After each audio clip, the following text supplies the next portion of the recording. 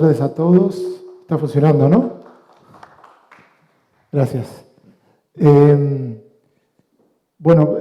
Para mí es tremendo honor haber sido invitado acá por AUCID, compartir la charla con los otros disertantes. Y es tremendo honor también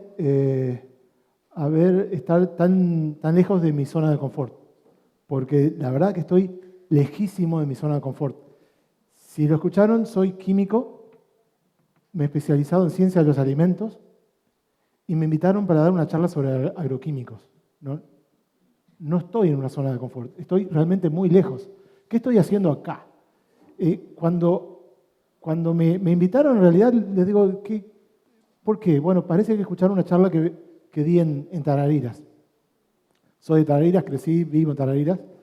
Y algunos vecinos se acercaron y me pidieron una charla justamente sobre agroquímicos, pero para tratar de entender esa diferencia que hay entre lo que es la percepción del público y qué es lo que dice la ciencia. Y mi respuesta fue sobre agroquímicos no sé, pero sí me preocupa y muchísimo esa diferencia que hay, esa brecha cada vez mayor entre lo que dice la ciencia y la percepción de la gente, no solo en este tema, sino que en muchos otros temas, y no solo en Uruguay, sino que es un fenómeno global. Inclusive hace 15 días en la Cámara de Industrias, una reunión entre industriales e investigadores, surgieron otros temas con dudas, se dice, pero estamos lejos de lo que dice la ciencia de la percepción de los usuarios. ¿Qué hacemos? Y la sugerencia es siempre, bueno, salgamos de la zona de confort. Así que acá estoy, en un lugar, una forma, dando una charla de la cual para nada estoy acostumbrado. Normalmente lo que uno le gusta como investigador es ir hasta el tema que realmente maneja y meterse ahí adentro y hablar sobre los datos propios o sobre otros temas que estudió. Y hoy me voy a alejar muchísimo y voy a tratar de invitarlos a ustedes a ver otros puntos de vista y a ver si desde ese otro punto de vista podemos ver cuál es la salida a todo eso. Así que traté de acortar un poco la charla, a ver si me sale, para dar más tiempo para consultas, para, no sé si preguntas, porque la mayoría de las preguntas voy a terminar diciendo no sé, pero opiniones, contrasugerencias, críticas y a ver hasta dónde llegamos. La charla al final la titulamos Elementos científicos de las implicancias del uso de químicos. Y esto es básicamente, lo extraje de la nota de invitación que recibí y lo dejé así porque en realidad no me gusta esta forma, esta palabra. La palabra que no me gusta como está usada acá es químicos, así que yo la pondría entre comillas. Ahora van a ver por qué es que no me gusta usar este término de esta forma, de formación profesional, soy químico. ¿De qué va a hablar este tipo? Bueno, vamos a arrancar con dos ejemplos. El primer ejemplo es ¿a quién le creemos? Fíjense cómo en la vida diaria llegamos a contradicciones bastante grandes. Todos hemos dicho alguna vez, o todos hemos escuchado más de una vez, escuché a un médico que dijo, o a mí el médico me dijo, y cuando decimos eso, la frase que sigue es una verdad absoluta. Lo decimos o lo escuchamos como, esto lo dijo un médico. Sin embargo, a la misma persona que le escuchamos decir esto, a veces le preguntamos, che, ¿qué te dijo el médico? No.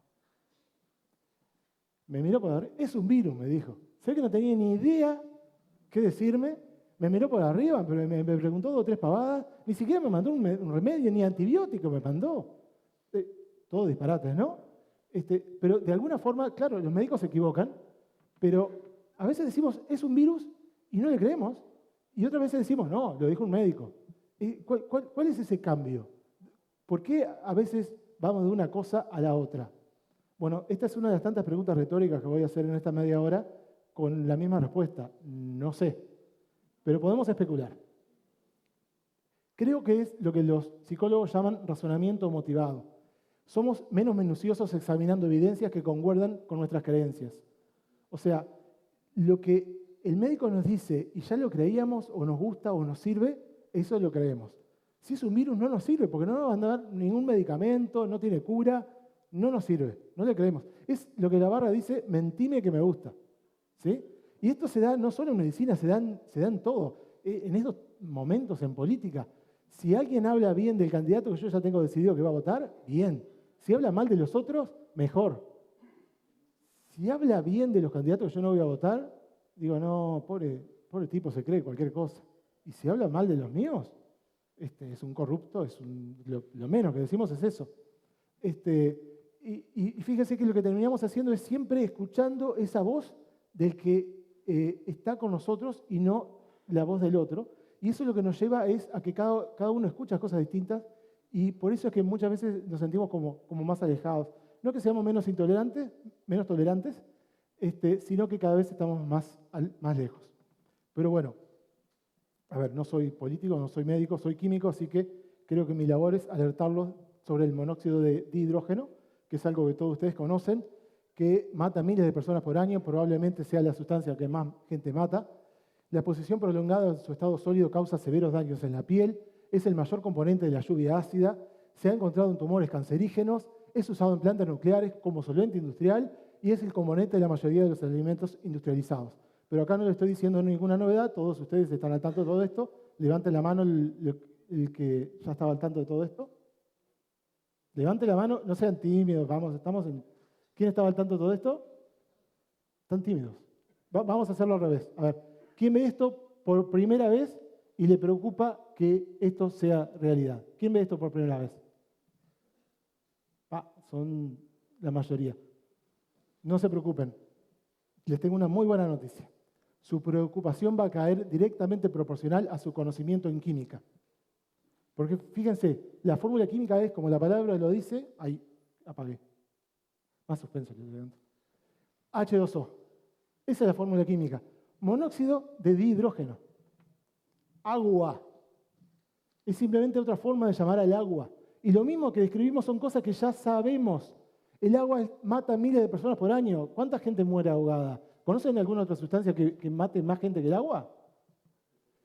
La exposición prolongada a su estado sólido, hielo, causa severos daños en la piel. Es el principal componente de la lluvia ácida y de la lluvia no ácida también. Se ha encontrado en tumores cancerígenos. Es usado en plantas nucleares y como solvente industrial, salmuera, por ejemplo. Es componente de la mayoría de los alimentos industrializados. Menos mal. Digo, esto es algo que todos sabían, todos saben, pero simplemente porque tiene un nombrecito químico y sabiendo que vamos a hablar bien de los químicos, se asustan por el nombre químico. Esa es la percepción que tiene la gente de los productos químicos. Esa es la percepción, lo que algunos llaman quimiofobia. Y vamos a tratar de entender un poquito más por qué es que sucede esto. Por si alguno se sintió humillado, un poquito más de humillación, esta es una idea de un tal Nathan Sogner, que es un estudiante americano que tenía 14, 15 años cuando ideó este tipo de forma de presentar qué tan reacios somos a entender algo cuando se trata de química. Lo que sucede es que muchas veces estamos entre ciencia y creencia. Busqué la Real Academia, la ciencia es el conjunto de conocimientos obtenidos mediante observaciones y razonamientos sistemáticamente estructurados y de los que se deducen principios y leyes generales con capacidad predictiva y comprobables experimentalmente. Básicamente, ciencia es cualquier proceso para llegar al conocimiento, un conocimiento sólido, duro. Por otro lado, lo que tenemos es la creencia. Creer es tener algo por cierto, sin conocerlo de manera directa y sin que esté comprobado o demostrado. Está bien creer. Todo el tiempo necesitamos creer en cosas. Nos basamos en el día a día en creer. Pero si hay un conocimiento científico sobre algo, si algo ya está probado, vamos a no quedarnos con solo las creencias. Escuché qué es lo que está realmente probado y no lo que nos gusta escuchar o algo que se dice fuerte por ahí. Dentro de las ciencias, la mía es la química, es la ciencia que estudia la composición, estructura y propiedades de la materia, de toda la materia. Entonces, algunas obviedades para mí, pero aclaraciones generales, y por eso es que no me gustaba tanto el título que yo mismo propuse. La materia está formada por productos químicos. La naturaleza está formada por productos químicos. O sea, todos son productos químicos. Por eso decía el uso de los químicos, ¿sí? Pero en realidad es todo química. Es más, el motivo por el cual me gustó estudiar química era justamente para conocer mejor la naturaleza. nosotros tenemos que ir hasta cada planta o cada célula dentro de esa planta. A mí me interesaba entender cómo funcionaba cada molécula dentro de esa planta y entender la química de forma tal después aprovecharla de la mejor forma posible para mejorar nuestro sistema de vida, nuestro nivel de vida, dañándola lo menos posible, obviamente. Pero eso es una forma de ver la química. Y una cosa que durante unos cuantos años me preocupaba y lo entendí hace poco, este sesgo que uno tiene cuando está dentro de una profesión. Cuando hablamos, por ejemplo, de una de las tantas cosas, yuyos versus medicamentos. Y hablaba de las ventajas que tiene usar medicamentos sobre los yuyos y lo que me decían, sí, claro, lo que pasa es que vos sos químico. Yo no entendía por qué, si yo soy químico, mi opinión importaba menos para justamente dilucidar un tema químico. Y lo que entendían los interlocutores es que, claro, si yo soy químico, voy a hinchar por los químicos, por los productos químicos, cuando en realidad no es eso. En realidad uno lo que trata es de entender la naturaleza, cómo funciona, y, bueno, poderla usar y cuidar como corresponde. Y los productos químicos pueden ser naturales, que son los que están en la naturaleza, o sintéticos, que son los que no están en la naturaleza, pero la humanidad de alguna forma los genera. Los efectos de los químicos pueden ser positivos o negativos y dependen de la estructura, no del origen. No importa si es natural o sintético, sino que cuál es la estructura de ese componente. Es algo que para quienes vemos la química desde este punto de vista es obvio, pero me doy cuenta que para mucha gente no. Es más, hace poco escuché que existía el vitalismo. Fue una teoría que en realidad fue desarrollada en el siglo XVIII, 1700 y pico, cuando veían que algunas trataban de entender cómo era la vida y suponían que esos componentes químicos que generaban la vida tenían un componente distinto, que era un componente vital, y esa teoría la llamaban el vitalismo. Pero a principios del siglo XIX, hace unos ya 200 años, empezaron a sintetizar los mismos productos que estaban en la vida. El primero fue la urea. Y empezaron a ver que en realidad los productos químicos eran los mismos que estaban en la vida que los que se pueden sintetizar. Entonces, el vitalismo murió hace 200 años. Y aún hoy en día se sigue pensando que, bueno, el producto natural es distinto del sintético por de dónde viene, cuando en realidad lo que realmente importa es la composición. Otro elemento fundamental es que no hay sustancias tóxicas. No es que esto es tóxico y esto es bueno. No hay blancos y negros, son grises. Una gran gama de grises, pero son todos grises. Entonces hay diferencias en la dosis tóxica. De hecho, Paracelsus, el padre de la medicina, y estamos ahora hablando, nos vamos a 500 años para atrás, ya decía, todo es veneno. La dosis es lo que lo hace tóxico o un remedio. Este tipo de observaciones fue lo que dio pie a la medicina moderna. Pero bueno, ¿qué botón estoy apretando? Vamos a hablar entonces ahora de lo natural. Acá hay algo que realmente me preocupa, porque debo ser un depravado, mal pensado, porque escucho casi todos los días un uso de la palabra natural que no la entiendo, porque dicen, no, esto es natural, entonces es bueno, es natural, entonces es sano, es natural, entonces no me va a hacer mal. Pero, a ver, yo quizás veo muy mal la naturaleza, pero ningún ser vivo existe para ayudarnos. Es más, todos tratan de defenderse de nosotros y si pueden de agredirnos, ni hablar los animales, las plantas. La que puede tiene espina, la que no trata de tener componentes tóxicos para dañarnos, para evitar que nosotros las usemos. ¿Por qué decimos que lo natural es bueno? A ver, dos ejemplos. Por un lado, los alimentos naturales. Se dice, la naturaleza es sabia porque nos da los alimentos que necesitamos. Quizás entendí muy mal la teoría de la evolución, porque me parece que cuando mucho es al revés. Nuestro organismo se fue desarrollando a través de la evolución, las especies que nos precedieron, para adaptarse al entorno, ¿no? La supervivencia del más apto que decía Charles Darwin. Y el más apto no solo el que corre más rápido, el más inteligente, el más fuerte, sino que también es aquel que puede usar cuál es el medio que está alrededor. Por ejemplo, que tiene un sistema digestivo, todo un metabolismo que puede aprovechar los alimentos que están a disposición. ¿Sí?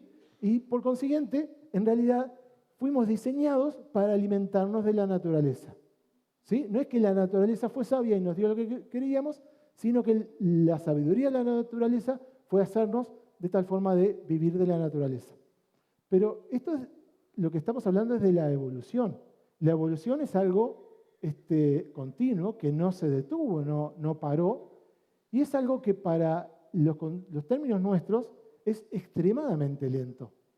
Y entonces la humanidad no siguió esperando que la evolución siguiera generando alimentos cada vez mejores y aprendió a tomar de la naturaleza algunas cosas y hacerlas mejor para poder vivir más y vivir mejor. Entonces, lo que sucedió hace 10, 20 mil años, en el último 10% de la vida del Homo sapiens, quizás hasta menos, o sea, el 90% de la vida del Homo sapiens fue con alimentos naturales, con los alimentos como estaban en la naturaleza. Hace 10, 20 mil años empezó la agricultura. Y ahí, ya simultáneamente con la agricultura, la humanidad lo que hizo fue mejorar las especies. ¿Qué hacía? Lo que cosechaba veía que si lo sembraba, aumentaba la probabilidad de cosechar el año siguiente mayor cantidad de alimentos. Pero veía que si dentro de la variabilidad de lo que cosechaba, de esas semillas, sacaba las mejores semillas de los mejores alimentos, la siguiente generación iba a hacer algo mejor. Empezó a aplicar el mejoramiento genético desde el principio de la agricultura. Y eso que es mejor depende de cada uno. Estoy hablando ante muchos agrónomos, los agrónomos van a pensar en sí, lo que tiene una mejor semilla, la semilla con más dormancia, la planta que mejor se implante, desde el punto de vista de la ciencia de los alimentos, que esa planta mejor que voy a cosechar después sea un mejor alimento. ¿Y qué era lo que más precisaba la humanidad en aquel momento? El freno de la alimentación que ha tenido la historia de la humanidad desde siempre hasta hace poquitos años ha sido la cantidad de energía, la cantidad de calorías que tienen en nuestra dieta. Entonces lo que teníamos que hacer era aumentar la cantidad de calorías. Ese fue uno de los grandes cambios que pasamos de tener una vida media de 30 y pico de años a ahora que tenemos 70 y pico, 80, 80 y pico. Y para aumentar la cantidad de energía lo que hacía era seleccionar, por ejemplo, en el caso de cereales, granos cada vez más grandes, porque entonces aumentaba la cantidad de almidón. El almidón es un alimento fundamental. Todas las civilizaciones, todas, surgieron en torno a una fuente de almidón. ¿Sí? Saben, en el este de Asia, el arroz, más contra el Mediterráneo el trigo, acá en las Américas teníamos el maíz, en México, la papa, más lo que hoy es Perú. Y si piensan, todas las civilizaciones crecieron en torno a una fuente de almidón porque tener una buena fuente de energía era clave. Pero lo que hicieron para que esas civilizaciones pudieran surgir es aumentar la cantidad de almidón en cantidades que no están en la naturaleza. Y no solo hicieron eso, sino que además lo procesaban. Porque todas estas civilizaciones lo que hacían era agregarle agua a ese almidón. En algún caso tenía suficiente cantidad de agua, pero si no tenía suficiente cantidad de agua, lo agregaban y lo calentaban para gelificarlo. ¿Por qué? Porque el almidón en la planta es una reserva y como toda cosa eficiente trata de guardarla lo más apretado posible para ocupar poco lugar. Ese estado cristalino, cuando uno lo consume, es muy difícil de digerir. No tenemos el sistema digestivo como para poder digerir todo el almidón crudo. En cambio, si le agregamos agua y lo gelificamos, la biodisponibilidad de ese almidón, o sea, la accesibilidad de esa energía es mucho mayor. Entonces, con el solo hecho de agregarle agua y calentarlo, se aumentaba la cantidad de calorías que podíamos aprovechar en la dieta. ¿Sí? Y hasta donde yo sé, yo no he encontrado nada de almidón gelificado en la naturaleza. Y sin embargo, eso fue clave para que nuestras civilizaciones se asentasen. En resumen de todo este cuentito, las civilizaciones surgieron gracias a la manipulación genética y el procesamiento de los alimentos. Dos conceptos que normalmente hoy se usan demonizándolos.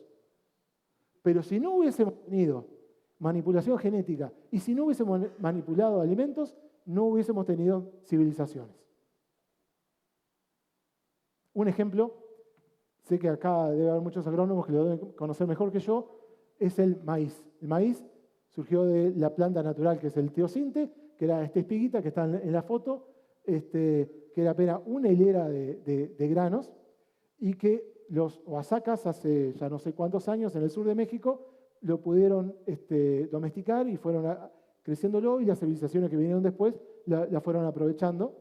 Y antes de que llegase el hombre blanco a México, ya tenían algo muy distinto que es lo que hoy llamamos maíz. El cambio que ha habido en los últimos 500 años, si bien ha sido muy grande, todo bien con las multinacionales que siguen mejorando el maíz, pero el cambio grande fue antes. De hecho, busqué una foto del maíz de hace 500 años, muy difícil tener una foto de hace 500 años, pero lo que conseguí fue este dios del maíz, Centeotl. Esta es una estatua que está en el Museo de Antropología de México, y como ven, ya tenía 2 espigas de maíz, que es básicamente lo que hoy conocemos. Este cambio entre teosinte y lo que hoy conocemos como maíz, eso lo hicieron las civilizaciones precolombinas. Fue una manipulación genética muy anterior a la del hombre blanco. No solo eso, el ultraprocesamiento de los alimentos era tremendo. Los primeros españoles que llegaron y fueron agasajados fueron recibidos con tamales. Para los tamales lo que hacían, cocían el maíz en agua, le agregaban unos aditivos en polvo. Se supone que básicamente era cenizas, muy probablemente algunas cenizas, pero con eso lo que hacían era aumentar el pH y producían un efecto que hoy se llama nixtamalización. Generaban, al molerlo, después de cocido, generaban y generan hoy en día una pasta con la cual se hacen otras cosas, como los nachos, las tortillas, pero también los tamales, con los cuales a su vez luego le agregan en algunos casos carnes, ají, etc. Y lo envuelven en chala, el ultraprocesamiento de alimentos al mango.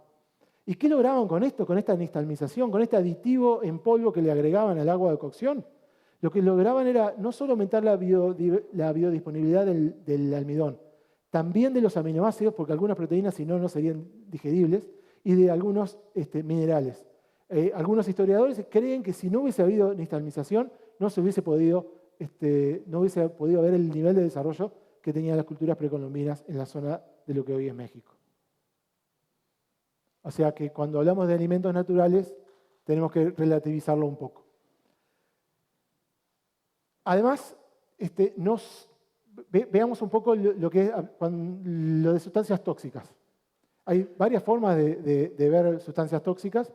Una de ellas es ver la dosis letal aguda, esto es en un solo consumo, para el 50% de la población. Este es un numerito en inglés LD50 o LD50, pero es la sigla que se usa también mucho en español, y es una forma fácil de poder comparar qué sustancia es más tóxica, cuál es menos tóxica. Cuanto mayor es la dosis letal 50, menos tóxico es, cuanto más baja, más tóxico es. Hay otra forma de poder comparar toxicidad crónica o si son cancerígenos o no, pero la más simple de comparar es la dosis letal 50, y algo parecido lo podemos hacer con otras. Pero vean algunos datos. Elegí algunos ejemplos nada más que para jugar un ratito. Por ejemplo, la sal, cloruro de sodio, dosis letal 3.000 miligramos por kilogramo de peso de la persona que lo insume. Para alguien de 80 kilos, que es más o menos mi peso, 240 gramos de sal. Si uno consume 240 gramos de sal en una sola comida, muere. Y merece morir, estamos de acuerdo que 240 gramos es bastante. Aspirina, que cuántas veces se dice, no, tomé una aspirina nomás, no es nada. También tiene una dosis letal que ya es bastante más chica. 200 miligramos por cada kilogramo de peso. 16 gramos para 80 kilos. 16 gramos son 32 aspirinas, ¿no? Cada aspirina es medio gramo. Parece medio mucho. Pero para un niño de 10, 15 kilos, ha habido casos reales de muerte de niños por aspirina. Le dan al niño que tiene fiebre 2 aspirinas. A los 15 minutos, como no le bajaba de la fiebre, le dieron 2 más. Sobredosis de aspirina. Los síntomas de sobredosis de aspirina es aumentar la temperatura. Aumentó la temperatura, le dieron 2 más y con 3 gramos de aspirina han matado niños. Entonces, entiendan que hasta uno de los medicamentos que hoy no tiene tan buena fama, pero uno de los medicamentos que se veía como más inocuo, mal usado, es mortal. Obviamente que tenemos mucho más. La cicutoxina. de la cicuta, ese yuyito que crece, yo lo veo en los bordes de los caminos porque todos manejan muy bien las chacras y no es muy común. Pero con menos de 1 gramo puede matar a una persona porque su dosis letal es 9 miligramos por kilogramo de peso. Obviamente, que acá estamos hablando de cicutoxina, que es un producto natural, y hay productos sintéticos generados por el hombre, por la humanidad, que son bastante más jodidos, como el gasarín. Dense cuenta que es como 80, 90 veces más tóxico que, no, saquemos la cuenta, 40 y pico, 50 veces más tóxico que la cicutoxina. Y podemos tener cosas mucho más tóxicas, como el VX, 0,015 miligramos por kilogramo de peso. Es algo así como poco más de 1 miligramo puede matar a una persona.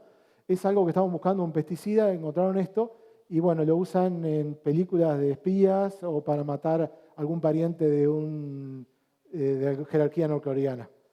Se ha usado este tipo de productos. Pero no he encontrado nada más tóxico de lo sintetizado por el hombre. En la naturaleza, sí. Fíjense, por ejemplo, el ricino, componente del tártago, es 5 veces más tóxico que lo más tóxico que ha podido hacer el hombre. ¿Sí? Los fanáticos de Breaking Bad saben que un colega mío que se dedicó a traficar drogas, a hacer y traficar drogas, mataba a sus enemigos con extracto de ricino. Es jodido y lo tenemos acá a la vuelta. No estamos yendo a la selva, a lugares exóticos. Más cerca, más tóxico, la botulina, del botulismo. Es del Clostridium botulinum, una bacteria que puede ser encontrada en lugares anaerobios porque crece en ausencia de oxígeno y que se ha dado casos de presencia en conservas mal hechas, mal elaboradas, mal conservadas, y la dosis tóxica es 0,000001 miligramos. Es nada. Yo dije, a ver, ¿cómo hacemos para comparar? Hagamos algo gráfico. Hacemos una gráfica y ya ni la cicutoxina la podemos comparar con la sal cuando ponemos en la misma escala de 3000. Cambiemos un poco la escala, el máximo de la aspirina, ya el gasarín no aparece. Sigo aumentando, pongamos el máximo, el VX, lo más tóxico del humano, la botulina no la vemos. Ese es el nivel de toxicidad. Un ejemplo, si la dosis tóxica de la botulina fuese 1 metro, de aquí a primer fila, que nadie se animó a sentarse cerca mío, de aquí a 1 metro, el VX, lo más tóxico que generó la humanidad, son 15 kilómetros. De aquí a Mercedes y Castillo, no sé, entrarías más fácil, le traerías a Ruta 1. Pero ese es el nivel de toxicidad que tenemos en la naturaleza. Así que cuando dicen, es natural, entonces no es bueno, ojo, cuidado, hay cosas tóxicas también en la naturaleza. Claro, a ver, estoy exagerando un poquito, lo natural no es necesariamente malo. Está bien, como una regla general, partir de la base que lo natural, que lo que normalmente se consume es bueno. Está bien, pero lo que quiero decir es que lo contrario no es una regla absoluta. Eso era lo natural. ¿Qué pasa con los sintéticos? Con las cosas que genera el hombre.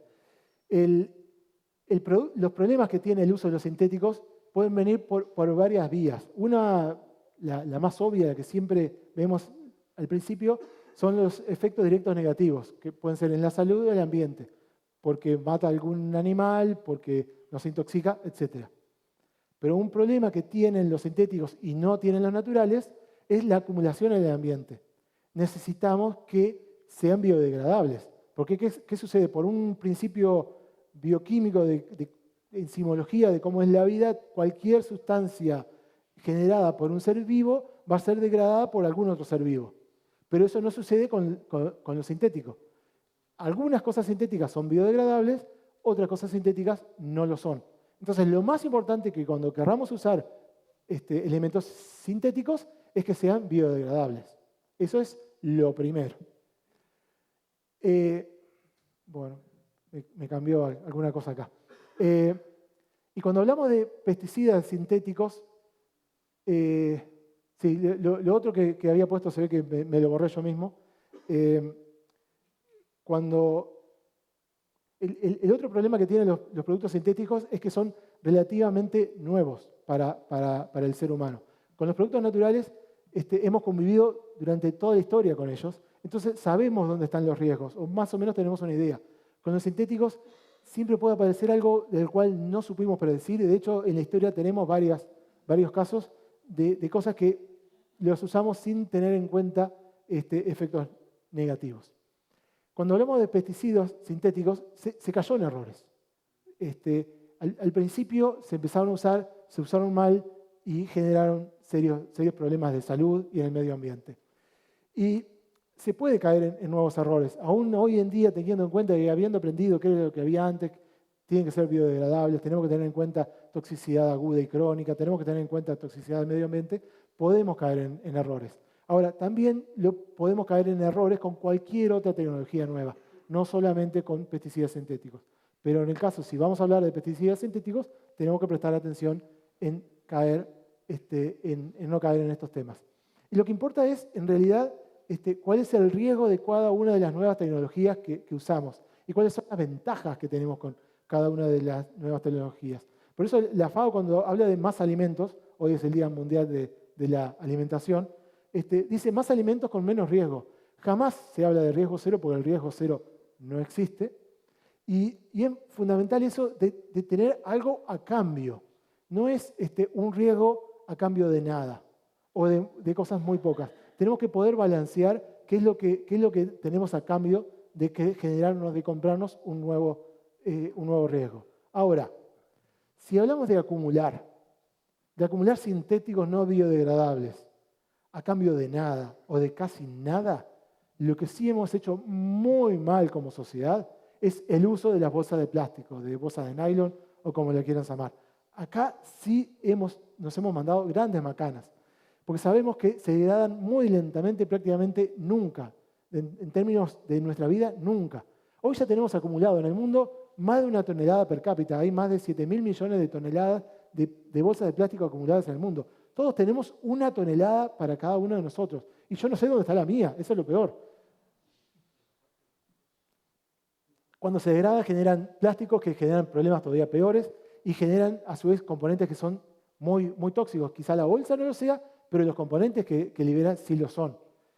Y además matan muchísimos animales, de 100.000 marinos y hasta 1 millón de aves por año, en muertes que son espantosas porque si mueren atragantados o se atascan en el sistema digestivo, el animal muere muy lentamente. La misma bolsa puede llegar a matar varias veces. Es espantoso. Ahora, si somos conscientes de todo esto, ¿por qué hay resistencia para dejarlas? Ahora en Uruguay tenemos una ley que nos obligó a dejar de usarlas. ¿Precisábamos una ley? A ver, la tecnología para usar menos bolsas existe.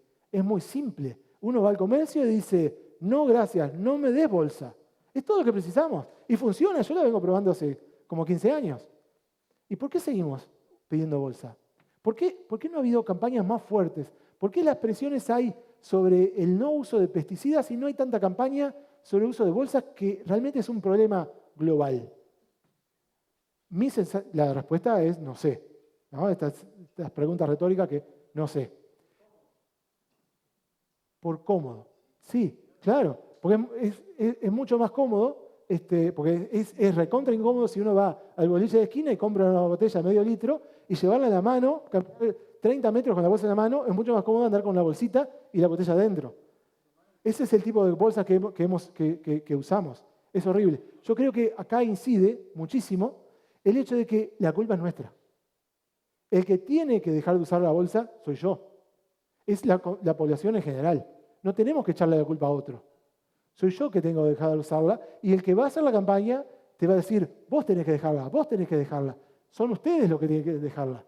Es mucho más fácil decir, no, lo tiene que hacer tal sector. Son otros que tienen que aprender a producir alimentos sin contaminarnos. Eso es mucho más fácil. Hipocresía me soplan por acá, sí, algo así. Un concepto que me parece que lo mencioné varias veces acá y que se mezcla muchas veces es confundir peligro con riesgo. Peligroso no es riesgoso. Peligro es la capacidad de producir efectos indeseables y riesgo es la probabilidad de que ocurra algo indeseable. Necesitamos una acción para convertir el peligro en riesgo. Por ejemplo, una piscina, que es algo que uno siempre asocia con algo muy bueno, Si uno hace una piscina de 2 metros de profundidad en el patio de un CAIF, se convierte en algo extremadamente riesgoso, porque la piscina es un peligro, pero nunca la vemos de esa forma porque manejamos el riesgo de una buena forma y nadie hace campaña en contra de las piscinas. Sin embargo, son extremadamente peligrosas. Veamos algunos ejemplos concretos. Por ejemplo, el ácido sulfúrico. Todos sabemos que el ácido sulfúrico es peligroso. No lo vemos como un riesgo porque la mayoría de nosotros no tenemos que usarlo. ¿Sí? Está lejos nuestro, no lo vemos, no somos conscientes del peligro que tiene. El cloro. Cuando digo cloro me refiero a la solución de 1% de hipoclorito de sodio. El agua Jane, la lavandina, lo que tenemos en nuestra casa para desinfectar. Lo usamos todos los días y el peligro que tiene no lo vemos. Es más, muchas veces subestimamos el riesgo y todos nos hemos mandado alguna cana con el cloro y por lo menos algo manchado, algo roto tenemos por el mal uso del cloro. Lo vemos todos los días y nos olvidamos del riesgo que tiene. Es riesgoso también usar el cloro. Un ejemplo clarísimo de diferencia de peligro y riesgo es autos. Los autos son muy peligrosos. Son una máquina de matar gente. Sin embargo, como son muy útiles, aceptamos usarlos. Y nos ponemos reglas que no las respetamos, pero con esas reglas minimizamos los riesgos que puede tener el uso de autos. Pero fíjense cómo en distintos momentos han sido vistos de distintas formas. Hace unos 100 años, poco más quizás, cuando había pocos autos, en los diarios salía, hay que prohibir esta máquina de matar gente. No puede ser que estas cosas anden sueltas por la calle. Es algo que hoy en día parece absurdo y más de uno se está sonriendo porque ve esto. Sin embargo, también hoy en día lo que tenemos son vehículos autónomos, que hay algunas máquinas agrícolas, pero estamos hablando de vehículos que andan en la calle sin chofer.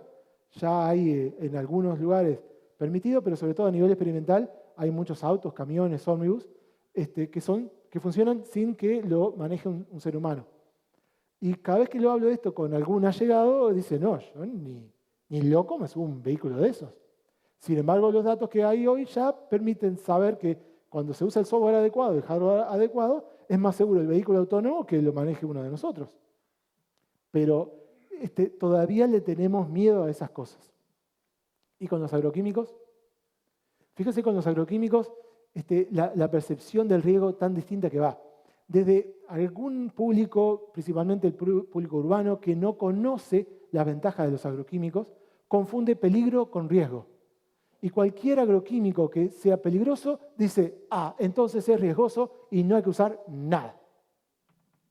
En el otro extremo casi están aquellos que saben la ventaja que tienen los agroquímicos, saben que bien usado no tiene riesgo y confunden bajo riesgo con no peligroso y usan cualquier cosa. Yo he escuchado gente que dice, no, a mí el ingeniero me dijo poner 1 litro por hectárea, pero yo le pongo 1,5 litros, 2, y con eso, no. Eso está mal. Eso es lo que realmente genera riesgo. Fíjense, hay que aplicar las buenas prácticas de agricultura. Y yo creo que el sistema debería trabajar más para autocontrolarnos y que todos tengamos las buenas prácticas de agricultura. Fíjense que los límites de pesticidas de alimentos en muchos países, básicamente en Europa, el límite no se basa en el nivel de toxicidad del alimento, sino que se basa en las buenas prácticas agrícolas.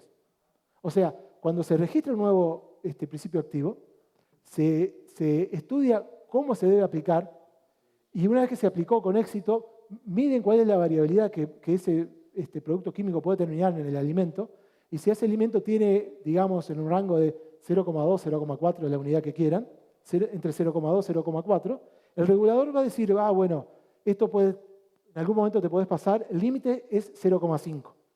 Y alguno puede decir, no, pero no hay toxicidad hasta 500. No me importa. Te sirve con 0,2, te sirve con 0,4, yo te acepto hasta 0,5. Entonces, claro, después alguien le pone 2 litros o 3 en lugar de echar 1 y el nivel del producto final tiene 1, el doble que el límite y se rechaza ese producto en algún lugar. Y podemos decir, sí, es 500 veces menos tóxico, pero no hacía falta usar eso, y si no hace falta, si no estamos teniendo ninguna ventaja, estamos corriendo un riesgo que no corresponde. Entonces debemos hacer buen uso adecuado de las buenas prácticas agrícolas. A ver, algunos ejemplos de esto que decía al principio de la diferencia que hay entre la percepción de la gente y lo que dicen los científicos. O sea, ejemplos de desinformación. Todos conocemos el gran tema de los transgénicos. Esto es algo que lo empecé a ver en realidad con cómo cada vez se demuestra más que aquellos temores que había sobre los transgénicos son infundados. Se demostraba se decía, no, pero puede ser tal riesgo los transgénicos. Se demostró que no era cierto. Entonces B, se demostró que no es cierto. Y así seguían y se sigue. La última que hay ahora es, no, yo estoy en contra de los transgénicos por principios filosóficos. La ciencia contra eso no tiene respuesta. No, está bien, ahí ya no podemos seguir. Pero es un problema, y es un problema que le ha generado por manija, ha generado serios problemas a los países que sí apostamos a los transgénicos. Al uso de una tecnología que bien usada no genera problemas. Entonces, hay restricciones a nuestros mercados en muchos mercados. Otro caso que ha generado impactos todavía más crueles es el rechazo a la vacuna triple viral. Resulta que hace unos 20 años un médico publicó un hallazgo en una revista científica importante que supuestamente vinculaba la vacuna triple viral con el aumento del autismo en niños. Y el mismo día que se publicó, llamó a conferencia de prensa y lo dio a conocer. Cuando los demás científicos se enteraron, dice, pero para ver, no, pero esta metodología está mal y no puede ser, y cómo hiciste, y siguieron chequeando y hasta había datos falsificados. Se lo echó del Colegio de Medicina del Reino Unido, de donde era el médico, no puede ejercer más la medicina en el Reino Unido, si está en Texas. Pero cuando eso se supo hace ya no sé cuántos años, resultó que la manija antivacuna triple viral ha seguido creciendo. Y hoy estamos en una epidemia de sarampión inaudita, insólita, cuando tenemos la forma de cómo distinguirla por un mito que no tiene ningún sustento científico. Y acá lo grave es que muchas veces lo que llevan esto son clases altas, pudientes, que tratan de tener una nueva moda y demás, y fomentan la antivacuna, y quizás sus hijos terminan enfermándose, como un caso en Argentina la semana pasada, una antivacuna a los 5 hijos con sarampión. Ahí tenés. Pero, bárbaro, eso lo más que le puede pasar es unos días en cama, alta fiebre, es complicado. Pero para las clases, para la gente con problemas realmente de alimentación y con problemas de salud, puede ser mortal. Hay niños que están muriendo en Brasil, en África, por los antivacunas. Es insólito hasta dónde podemos llegar. Alimentos. Tenemos muchos alimentos también. La leche.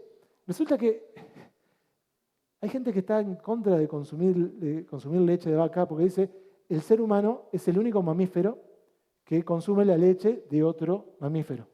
Entonces lo que hacen es muelen almendras, le agregan agua y ese líquido le llaman leche. Yo todavía no he encontrado ningún mamífero que lo haga, pero parece que sí. Debe haber algún mamífero que lo está haciendo. Pero ese es el tipo de sustento que hay. De vuelta, acá le genera a los propios hijos, pero también genera problemas de nutrición a gente a niños, en realidad, que en realidad no deberían tenerlo simplemente por esa obsesión. Muchos casos en Europa, y ya hay un reporte en Uruguay, de malnutrición por suponer que ese líquido blanco que se obtiene de almendra es equivalente nutricionalmente a la leche. Falso. Gluten. Bueno, yo trabajo con trigo, no puedo no nombrar al gluten entre los mitos que hay, salvo para los celíacos. Los celíacos deben eliminar las proteínas del trigo, o sea, el gluten de su dieta. Y sería bueno tener en Uruguay una regulación que le permita a los celíacos acceder a más alimentos más baratos y de mejor calidad para ellos. Pero para el resto de nosotros, los celíacos, según la Asociación de Celíacos del Uruguay, son menos del 1%. Para el 99 y pico por ciento de la población que tenemos la suerte de no ser celíacos, no existe ninguna prueba clínica de ninguna contraindicación del gluten. Puedo ser tan vehemente como eso. Sigo apretando algún botón que no sé cuál es. Si la ciencia es tan buena, esta es la última pregunta que me hago. Si la ciencia es tan buena, ¿por qué no gana siempre? ¿Por qué no con solamente decir esto es así? Sucedió con los transgénicos en los 90. Los científicos decían, no, toda esa pavada que están diciendo contra los transgénicos, en poquito tiempo se les pasa. Llevamos 20 y pico de años y contando. La respuesta a esta pregunta es, como lo he dicho todo el rato, no sé, pero podemos especular. Y básicamente creo que hay 5 tipos de respuestas. Una es que la ciencia no es magia. La ciencia da respuesta que muchas veces no nos gusta. Tengo gripe. ¿Qué me dice la ciencia? No hay cura. Pero yo te sugiero un tecito con limón y vas a ver que si te atás un trapito amarillo en la oreja, con eso te vas... La ciencia nos da ese tipo de soluciones y la magia, la ciencia no nos la da. Entonces, cuando aparecen soluciones mágicas para lo que no responde la ciencia, contra eso no podemos. Tenemos también en ciencia serios problemas de comunicación, gravísimos problemas de comunicación. Por ejemplo, con el lenguaje. Normalmente es aburrido, complejo. Yo les decía al principio, me cuesta montones hablar de esta forma. Si alguien vio otra presentación mía, hablo distinto, pero hoy estoy tratando de llegar, de romper esa barrera, de salir de mi zona de confort para tratar de mejorar la comunicación. Muchas veces falta contundencia, no hay certeza. Noten, recién cuando hablé del gluten, no dije, coman el gluten que no les va a hacer nada. No dije eso, porque en ciencia no podemos decir eso. Lo que dije fue, no hay ninguna evidencia clínica de que haga algo mal. Eso es lo máximo que podemos llegar a decir desde un punto de vista científico. Esa falta de incerteza normalmente se ve como algo débil. Fíjense este otro caso, GRAS, no es la unidad de clima de INEA, es otra sigla que se usa en Estados Unidos, que es Generally Recognized as Safe, generalmente reconocido como inocuo. Es el sello más importante que puede tener un alimento o un ingrediente de un alimento en Estados Unidos. Si la FDA les otorga esto, su alimento puede ser usado casi que indistintamente. Esto es lo más fuerte que hay. Generalmente reconocido como inocuo. Generalmente reconocido. Más fuerte que eso, la ciencia no lo puede decir. Y eso normalmente cae como débil, ¿no? Cuando me preguntan, dale, Daniel, vos que siempre decís los transgénicos, ¿realmente vos me asegurás que nunca voy a tener ningún problema con los transgénicos? No lo puedo asegurar. La pregunta está mal formulada. La pregunta debería ser, ¿hay alguna sospecha de por qué un transgénico tiene que ser peor que un producto convencional? Ahí es fácil contestar. No hay ninguna evidencia que haya diferencia. ¿Me explico? Pero ese tipo de respuesta normalmente es difícil y confunde. También hablamos con un tipo de lenguaje que si lo hacemos en una comunicación científica está bien, pero cuando salimos y vamos y hablamos en la mesa el domingo con el resto de la familia, quedamos como arrogantes e insoportables. Porque decimos, esto es así. Y tenemos evidencia de que es así. Y los demás dicen, no, pero si yo lo leí en Facebook, sí, pero nosotros tenemos la evidencia más importante y eso realmente es bastante arrogante en nuestra forma de hablar. Sobre todo cuando muchas veces hablamos, no, porque eso es un efecto psicológico, no le gusta a la gente decirle que... ¿Hola? Sí. No le gusta a la gente cuando decimos, no, eso que vos tenés es un efecto psicológico. Se creen que uno está tratando de algo, de algo menor, de que es una persona que no sabe controlarse. Pero el efecto psicológico nos toca a todos. Todos caemos, a todos nos hace algo bien o mal por un efecto psicológico. No depende de una persona u otra, pero existe. El escepticismo, porque sin evidencia no sé nada. Continuamente dudamos de todo. Dudar es bueno. Yo cuando vi que el escepticismo es una virtud para un científico me alegré montones, porque la verdad me ha generado muchos problemas sociales el no creer nunca nada, porque si no tengo certeza, no lo doy por cierto. El tema que sí les gusta cuando lo dice Cantinflas. Cantinflas decía, no sospecho de nadie, pero desconfío de todos. Él lo puede decir y está bien, cuando lo decimos nosotros cae un poquito mal. Además, las apariencias engañan. Muchas cosas que parece que son de una forma, en realidad cuando uno las empieza a observar con más detenimiento, son distintas. Y creemos lo que creemos o lo que nos sirve, y sobre todo la culpa es de otros. Si encuentro algún razonamiento mediante el cual le puedo echar la culpa al otro, chao, no me vengas con ciencia, ya estoy contento con esto y ya está. Hay un concepto que se ve poco, que es el regreso a la media, y vuelvo a la gripe. Uno cuando tiene determinado nivel de salud y está siempre estable, tiene un nivel medio, digamos, cuando está enfermo cae, digamos, de ese nivel, y después naturalmente el organismo vuelve a la media. La mayoría de las enfermedades nos curamos solos, la mayoría de los problemas que tenemos nos curamos solos. Pero si vamos así y estamos muy allá abajo, ahí tomamos el té con el limón y ahí nos atamos el trapito amarillo en la oreja y justo ahí mejoramos.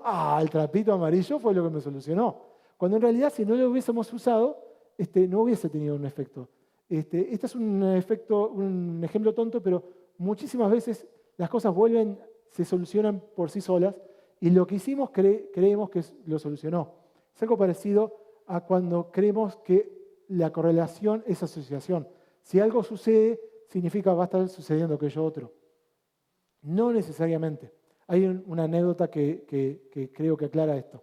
Había una aldea muy aislada, en una isla muy aislada, que creía que el eclipse de sol, entonces cuando la luna lo tapa y se oscurece durante el día, era porque había un dragón volador que se quería ir a comer el sol.